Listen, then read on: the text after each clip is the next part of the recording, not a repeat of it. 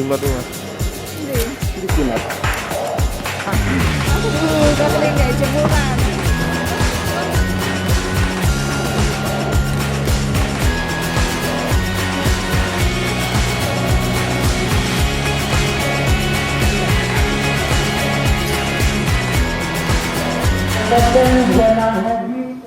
Kemudian ada beberapa hal yang menjadi temuan, diantaranya adalah, mohon maaf ya, cobek.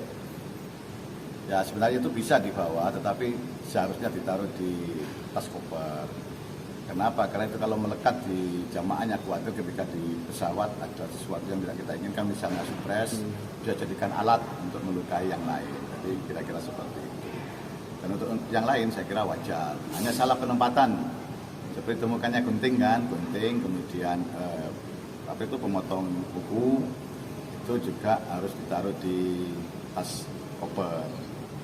Saya kira itu, dan alhamdulillah saat ini sudah semakin berkurang temuan-temuan itu, termasuk air ini nggak begitu banyak, karena sebenarnya sudah kita sosialisasikan ke jamaah bahwa yang namanya barang bawaan yang bersifat cair yang melebihi 100 ml atau tidak melebihi 100 ml tetapi mudah meledak atau mudah terbakar, misalnya aerosol atau mungkin juga spiritus, bahan bakar dan lain sebagainya.